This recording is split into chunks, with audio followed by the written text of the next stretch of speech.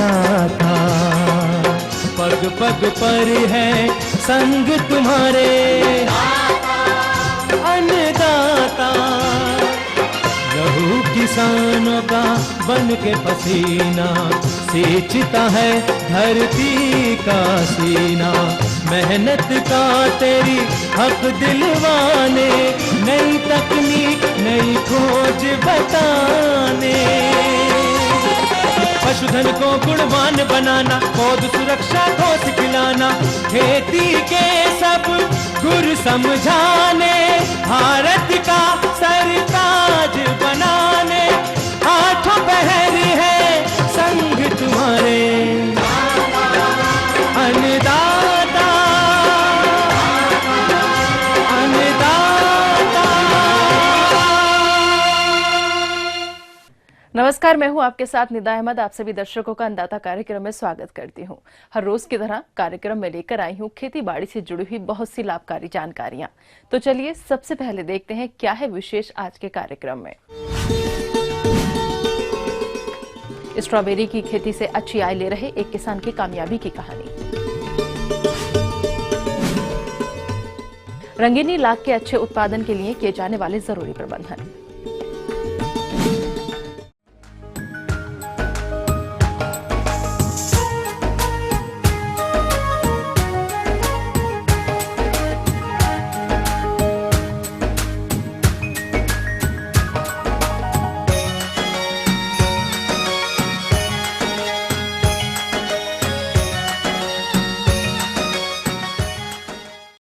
बाजार में स्ट्रॉबेरी के फलों की बढ़ती मांग को देखते हुए अपने राज्य में भी इसकी खेती का दायरा बढ़ रहा है और हमारे प्रदेश के कुछ प्रगतिशील किसान इसकी खेती करने लगे हैं और इससे अच्छा लाभ भी कमा रहे हैं।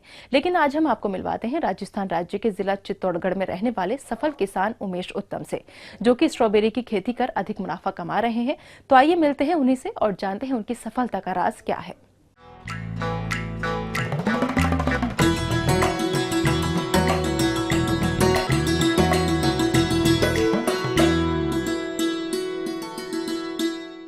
यहाँ पे अभी 44 बीघा फार्म मैंने लीज पे लिया है। मेरे पास ये एरिया टोटल 34 बीघा फार्म मैंने अभी जो कल्टीवेशन में ले रहा हूँ। यहाँ पे मैंने अभी टोटल 4 लाख प्लांट लगाए हैं स्ट्रॉबेरी के। और यहाँ पे मैंने एक ही वैरायटी लगाई है, विंटर डाउन करके है, ये कैलिफोर्निया की वैरायटी है। और इसके बाद में अभी हमारा प्रोडक्शन जो हमने अगस्त में लगाया था उसका प्रोडक्शन हमें सितंबर के 24-25 तारीख से चालू हो गया। ये जो टोटल है मतलब प्लांटिंग होने के बाद में 45 दिन बाद स्ट्रॉबेरी फ्रूटिंग पे आती है। हमें प्रोडक्शन मिलता है इसका, हम तो यहाँ हमें 400-500 ग्राम तक एवरेज मिला है।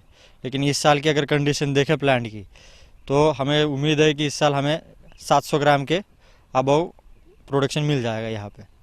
तो इसके बाद में हमें जो आउटपुट जो इसका मिलता है, ये आउटपुट ये है, हमें एवरेज रेट अगर हम सितंबर में अगर ये फ्रूट मंडी में आ जाए तो हमें एक 500 रुपये किलो का एवरेज मिलता है। सितंबर अक्टूबर नवंबर में ये हमें 300-350 रुपये पर केजी एवरेज मिलता है। दिसंबर में ये मिलता है हमें 200 रुपये पर केजी। जनवरी में 150-200 रुपये तक रहता है। फरवरी के बाद में हम इसको कैनिंग के लिए जो फ्रूट निकलता है, या राजस्थान में टेम्परेचर बढ़ने की वजह से यहाँ पे वो मंडी भेज नहीं सकते उसको, इसलिए उसको फिर हम वापस कैनिंग करने के लिए महाराष्ट्र भेज देते हैं। हमने चालू किया था इसको अगस्त में, इसको एंड करेंगे मार्च में। ये हमारे 4 लाख प्लांट टोटल, हमारे 34 बीघे खेत में टोटल 4 लाख प्लांट लगा हुआ है। एक प्लांट का खर्चा 55 रुपये है। इसमें हमारे जो टोटल जो ईयरली जब हम इसको ये करते हैं फिर क्रॉप हमारी ख़त्म होती है, उस टाइम हमें इसका टोटल जो बेनिफिट मिलेगा, ये हमारा टोटल 7 महीने का क्रॉप है। किसान भाइयों, इन्होंने 1 बीघा में 11,764 स्ट्रॉबेरी के पौधे लगाए। इन्हें एक पौधे से कुल उत्पादन 700 ग्राम मिला। इस प्रकार से 1 बीघा स्ट्रॉबेरी की फसल से 82 क्विंटल 34 किलो फलों की प्राप्ति होती है। ये किसान स्ट्रॉबेरी के फलों को औसत 135 रुपए प्रति किलो बाजार भाव से बेचते हैं, तो इन्हें 11,11,590 रुपए की कुल आय मिलती है। हमें इसका जो कॉस्ट आया है, इसका कल्टीवेशन वगैरह टोटल, इसका स्टार्ट में हमें प्लांट हमने 10 रुपये से परचेस किया था। प्लांट परचेस करके कुछ खुद ने भी पौधे बनाए थे हमने महाराष्ट्र में, हमारे खुद का वहाँ काम है प्लांट का। कुछ हमने कंपनी से लिए थे। प्लांटिंग की कॉस्ट 10 रुपये आती है, प्लस हमें इसमें इसको महाराष्ट्र से यहाँ लाने के लिए 3 रुपये प्रोडक्शन इसका ट्रांसपोर्टेशन कॉस्ट लगती है। उसके बाद में हमें लेबर कम से कम एक प्लांट के ऊपर लेबर जो टोटल ईयर में जो खर्चा होता है ये होता है 25 रुपये तक, 25-26 रुपये लेबर कॉस्ट होती है, क्योंकि रोज़ इसमें वर्किंग करना पड़ता है। उसके बाद में फ्रूटिंग की हार्वेस्टिंग है, इसमें हमें तकरीबन 7-8 रुपये इसके ऊपर खर्चा होता है पर प्लांट के ऊपर। और जो पैकिंग मटेरियल है, इस पैकिंग मटेरियल के ऊपर हमें एक 20-22 रुपये पैकिंग मटेरियल के ऊपर खर्चा होता है एक पौधे पे। इसमें लेबर आ गई, टोटल मेडिसिन आ गया, पैकिंग प्लस ट्रांसपोर्टेशन, ये टोटल हमारे 55 रुपये पर प्लांट कॉस्ट आती है। यदि खर्च की बात करें तो स्ट्रॉबेरी का पौधा खरीदने से लेकर फलों को बाजार में बेचने तक 57 रुपए प्रति पौधे के हिसाब से खर्चा आता है। इस प्रकार 1 बीघा में लगाए गए 11,764 स्ट्रॉबेरी के पौधों पर कुल खर्चा आया 6,70,548 रुपए। किसान भाइयों, यदि कुल आय 11,11,590 में से कुल खर्चा 6,70,548 रुपए को निकाल दें तो इन्हें 4,41,042 रुपए लाभ के रूप में मिलते हैं। सजेशन ये है कि यहाँ स्ट्रॉबेरी अच्छी होती है और यहाँ पे किसानों को करना चाहिए, क्योंकि यहाँ पे जो क्लाइमेट है वो क्लाइमेट स्ट्रॉबेरी के लिए अच्छा है। यहाँ की सॉइल भी अच्छी है, size, quality, keeping quality, test आपको महाबलेश्वर की स्ट्रॉबेरी से भी अच्छी आपको यहाँ पे साइज़ और टेस्ट मिल जाएगी। इसकी जो ब्रिक्स है यहाँ की स्ट्रॉबेरी की 13-14 ब्रिक्स बैठती है, जैसे अंगूर की जो ब्रिक्स आती है 16 ब्रिक्स गुच्छे में, उस हिसाब से इसकी ब्रिक्स भी अच्छी मिलती है। तो ये थी कुछ उपयोगी जानकारियां। अब लेते हैं एक छोटा सा ब्रेक, जल्द लौटेंगे और कार्यक्रम में आगे है महत्वपूर्ण जानकारियां। बने रहिए हमारे साथ।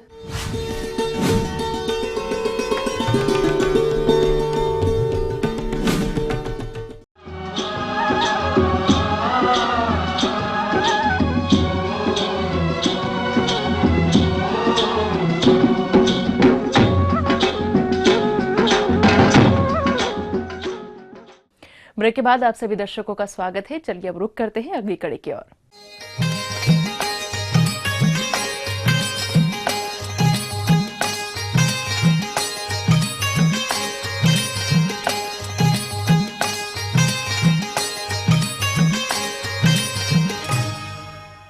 अपने झारखंड प्रदेश में बहुत बड़े एरिया में जंगल फैला हुआ है, जिसमें वहां के स्थानीय लोग पलास, बेर और कुसुम के वृक्षों पर लाख का उत्पादन करते हैं। तो जिन किसान भाइयों ने रंगीनी लाख के कीट अक्टूबर माह में पेड़ों पर चढ़ाए हैं, वो इनसे अच्छी लाख उत्पादन के लिए इस समय कौन कौन से जरूरी कार्यों को करें, आइए जानते हैं लाख अनुसंधान केंद्र राज्य के तकनीकी अधिकारी पी पटमांझी से। और अक्टूबर नवंबर में लगा के जून जुलाई में 8 महीने के बाद ये फसल लिया जाता है। इसको हम बैसाखी बोलता है। अभी जो ये पेड़ में जो दिख रहा है, इसमें बैसाखी फसल लगा हुआ, अक्टूबर नवंबर में यहाँ बीज लगा हुआ। तो ये फसल 8 महीने के बाद पकेगी। तो इसका अच्छा बिहन काटने के लिए हमको ये फसल को कुहासा से बचाना पड़ेगा। कुहासा के चलते यहाँ फफूंद लग जाता है, फफूंद से बचाना पड़ेगा, शत्रु कीड़ा से बचाना पड़ेगा, धूप से बचाना पड़ेगा, तो भी ये लाख मिलेगा, नहीं तो नहीं मिलेगा। पारंपरिक विधि से लाख खेती करने पर उत्पादन की अनिश्चितता बनी रहती है तथा उत्पादित बीज की लाख गुणवत्ता पर भी सीधा प्रभाव पड़ता है। पलास और बेर पर अक्टूबर नवंबर में लगाई गई रंगनी लाख में प्रजनन क्रिया समाप्त होने के पश्चात लाख मोटी होने लगती है और मौसम के तापमान में गिरावट के कारण तथा कभी कभी बादल और हल्की बारिश के कारण पेड़ों पर लगी लाख की फसल भी प्रभावित होती है एवं अनुकूल मौसम के कारण शत्रु कीटों की जनसंख्या भी बढ़ती है। तो ये कुहासा से बचाने के लिए हमको फफूंदनाशक का छिड़काव करना पड़ता है। कीटनाशक के साथ फफूंदनाशक का हम छिड़काव करता है। अभी कीटनाशक हम रीजेंट फिप्रोनिल दवाई रीजेंट नाम में मिलता है, वही दवाई 1 लीटर में 1.5 ml डालता है। उसके बाद हेक्सागोनाजोल और फफूंदनाशक है, उसको 1 लीटर में 1 ml डाल के छिड़काव करता है। तो ये फसल को बचाने के लिए हमें एक फसल में 4 छिड़काव करना चाहिए। ला लगाने से 25 से 28 दिन में पहला छिड़काव और 37 से 40 दिन में दूसरा छिड़काव, 60 से 65 दिन में तीसरा छिड़काव, 90 से 95 दिन में चौथा छिड़काव करना चाहिए। किसान भाइयों, इन दवाओं का प्रयोग करने से पूर्व आपको कुछ सावधानियां रखनी चाहिए। जैसे दवा को हमेशा उन्हीं स्थानों पर डालें जहां की लाख की कीट हो। इसके अलावा दवा छिड़काव फुहार के रूप में करें। एकदम से तेज प्रेशर वाले नोजल का प्रयोग ना करें, नहीं तो दवा लाख कीट के खोल को तोड़कर उसके संपर्क में आ जाएगी और शत्रु कीट के साथ साथ लाख कीट भी मर जाएगा। 4 छिड़काव करने के बाद कीटनाशक छिड़काव करने का जरूरत पड़ता नहीं, क्योंकि उसके बाद ला थोड़ा मोटा हो जाता है, शत्रु कीड़ा वहां अंदर घुस नहीं पाता है। और कुहासा वगैरह आएगा तो इसमें केवल फफूंदनाशक कार्बेंडाजिम 1 लीटर पानी में 1 ग्राम मिला करके छिड़काव करना चाहिए। उसके बाद धूप आ जाएगा, इसलिए जिस टहनी में ला बैठा हुआ वो उसका टहनी का बगल में जनवरी फरवरी महीना में डाली काट देना चाहिए। उसमें नया नया टहनी निकल जाएगा। गर्मी आने से पहले वो टहनी छाया देता है और ला गर्मी से भी बच जाएगा। ऐसी टहनियां जिस पर लाख कीट नहीं बैठे हों और विशेष रूप से ऊपरी भाग की, इन्हें सिकेटियर या दावली से सावधानी पूर्वक काट दें, जिससे नई पत्तियां समय से पहले आ जाएंगी और धूप सीधे लाख कीट पर नहीं पड़ेगी। जिन टहनियों पर पूरी लाख मर गई हो उसे सिकेटियर से काटकर तुरंत हटा दें, जिससे यदि परजीवी कीटों का आक्रमण हो तो उसे फैलने से रोका जा सके। इस प्रकार किसान भाइयों, जनवरी फरवरी महीने में आप इन प्रबंधनों को अपनाते हैं तो निश्चित ही अच्छा उत्पादन मिलेगा। आगे और भी है कुछ रोचक जानकारियां, पर यहाँ पर रुकेंगे एक और ब्रेक के लिए। जल्द हाजिर होते हैं।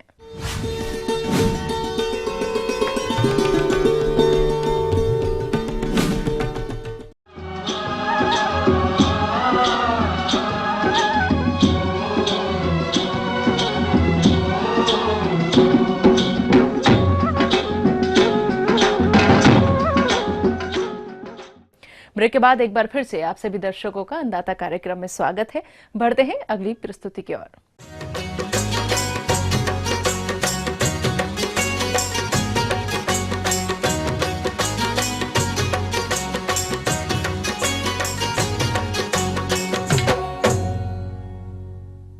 प्रदेश के जो किसान भाई भिंडी की खेती करना चाहते हैं वो इस समय इसकी बुवाई कर सकते हैं, लेकिन भिंडी की फसल से अधिक उत्पादन लेने हेतु उन्नत किस्मों के चयन करने के साथ ही खाद और उर्वरकों का सही मात्रा में प्रयोग करते हुए बुवाई करनी होगी, तभी आप भिंडी की फसल से अच्छा लाभ ले सकते हैं। तो किस प्रकार से करें भिंडी की खेती, इस बारे में अपने सुझाव दे रहे हैं एक कृषि वैज्ञानिक डॉक्टर RL भारद्वाज। भिंडी जो है सब्जी की बहुत ही महत्वपूर्ण फसल है। इसमें काफ़ी मात्रा में पोषक तत्व पाए जाते हैं। सामान्यतः काश्तकार रबी फसलों की कटाई के बाद में भिंडी की काश्त करते हैं और ऐसे में ये होता है कि एक साथ भिंडी मार्केट में आती है। इसलिए हमें समय से थोड़ा सा पूर्व अगर हम भिंडी की बुआई कर लें तो बाज़ार भाव अच्छा ले सकते हैं, साथ ही मार्केट में एक बहुत बड़ा लोड नहीं बढ़ेगा। इसके लिए किसान भाइयों, भिंडी के जर्मिनेशन के लिए लगभग 18 डिग्री सेल्सियस तापमान की आवश्यकता होती है। बढ़वार के लिए 25 से 32 डिग्री सेल्सियस तापमान अच्छा रहता है और पुष्पन के समय 28 से 35 डिग्री सेल्सियस तापमान रहे तो अच्छा परिणाम मिलता है। जहाँ तक मिट्टी का सवाल है, ये अच्छी उपजाऊ दोमट मिट्टी में बहुत अच्छे से पनपती है। काली मिट्टी हो वहाँ पे भी भिंडी की खेती आसानी से की जा सकती है। बुआई करने से पहले हमें खेत तैयारी की जरूरत पड़ती है। खेत तैयारी में एक बार मिट्टी पलटने वाले हल से खेत अच्छे से जुताई कर दें और उसके बाद में 2 से 3 बार कल्टीवेटर चला लें। किसान भाइयों, भिंडी की सबसे अच्छी बुआई विधि है द्विपंक्ति, क्योंकि इस विधि से बुआई करने से पानी की बचत के साथ साथ कृषिगत कार्यों को करने में आसानी होती है। इस विधि में 45 सेंटीमीटर की बीच में जगह रखते हुए एक बेल बनाई जाती है, एक नाली बनाते हैं और 2 नालियों के बीच की दूरी 90 सेंटीमीटर रखी जाती है। जो 45 सेंटीमीटर की नाली होती है उसमें आवश्यक मात्रा में खाद, गोबर की खाद, उर्वरक सभी मिलाए जाते हैं और उसकी दोनों साइडों में, दोनों तरफ 20 सेंटीमीटर से लेके 30 सेंटीमीटर की दूरी पे बीज लगाया जाता है। इस विधि से बुआई करने में सबसे बड़ा फायदा यह होता है कि इसमें सिंचाई का एरिया घट जाता है। सिंचाई का 45 सेंटीमीटर एरिया में हम सिंचाई करते हैं और 90 सेंटीमीटर एरिया खाली रखते हैं, मतलब 33% एरिया इरिगेशन के लिए काम में लिया जाता है। पानी की लगभग 40 से 50% बचत होती है। एक और है किसान भाइयों, भिंडी की तुड़ाई बहुत ही फ्रिक्वेंटली करनी पड़ती है, हर दूसरे दिन तुड़ाई होती है। जब भी हम सिंचाई कर देते हैं तो खेत में जाने में बहुत ही तकलीफ होती है, उसमें पैर नीचे ज़मीन में कीचड़ में जाते हैं। ऐसे में ये खाली जगह जो होती है, सूखी जगह जो होती है, इसमें खड़े रह करके आसानी से तुड़ाई की जा सकती है। इससे गुणवत्ता का विकास होता है और उत्पादन भी बढ़ता है। आइए अब बात करते हैं किसान भाइयों भिंडी की अधिक उपज देने वाली किस्मों के बारे में, ताकि आप उन्नत किस्मों का चयन करके अधिक उत्पादन ले सकें। इसके साथ साथ में मैं किस्मों की बात करूं तो इसमें अगेती बुआई के लिए अपन अर्का अनामी का काम में ले सकते हैं, हिसार उन्नत काम में ले सकते हैं, KRO 6, गुजरात भिंडी, अर्का अभय जो है वो भी काम में ले सकते हैं, पूसा मखमली है, सिलेक्शन 2 है और पंजाब नंबर 13।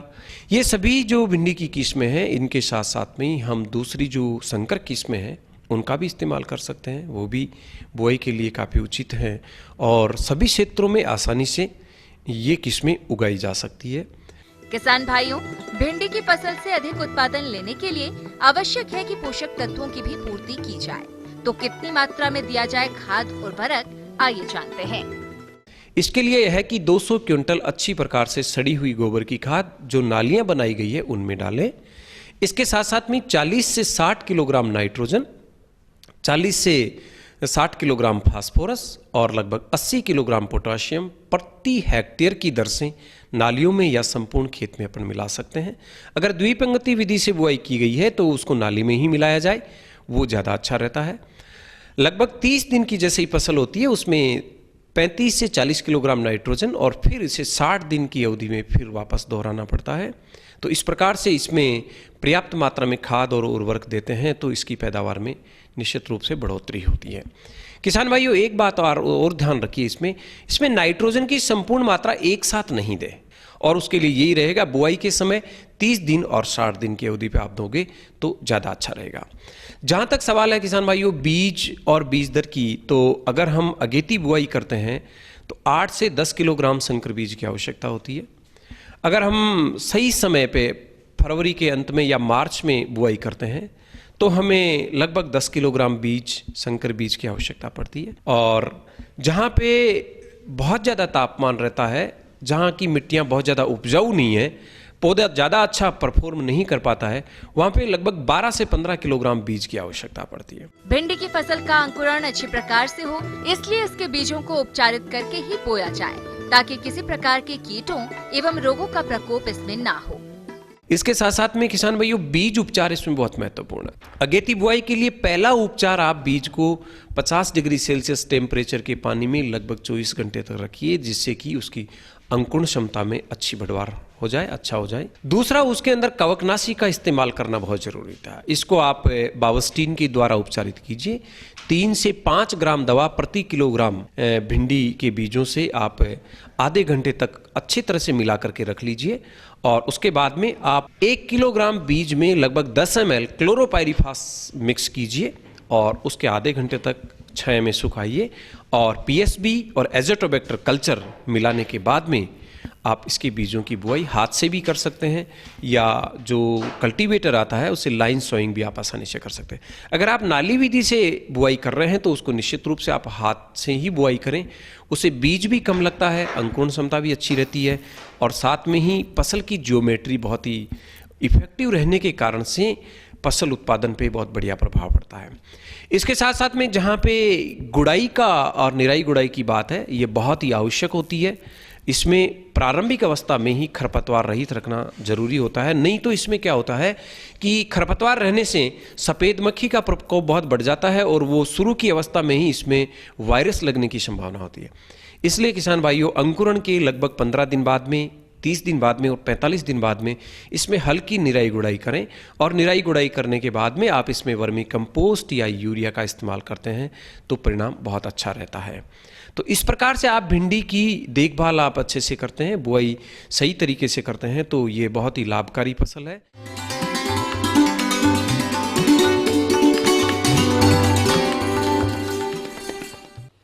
अन्नदाता हेल्पलाइन निःशुल्क फोन संपर्क सेवा के माध्यम से आपके द्वारा पूछे गए कृषि से जुड़े प्रश्नों में से 1 या 2 महत्वपूर्ण प्रश्नों को हम अपने कार्यक्रम में शामिल करते हैं। इसी के तहत आज का चयनित प्रश्न और उसका जवाब इस प्रकार है। अन्नदाता निशुल्क फोन संपर्क सेवा के माध्यम से पूछे गए प्रश्नों में से आज हमने जिस प्रश्न को कार्यक्रम में शामिल किया है उसे पूछा है जिला छपरा के कृषक सुनील कुमार ने। यह सरसों की फसल में लगने वाले रोगों के नियंत्रण पर जानकारी चाहते हैं। तो सुनील कुमार जी, आपकी जानकारी हेतु प्रस्तुत है कार्यक्रम का यह अंश।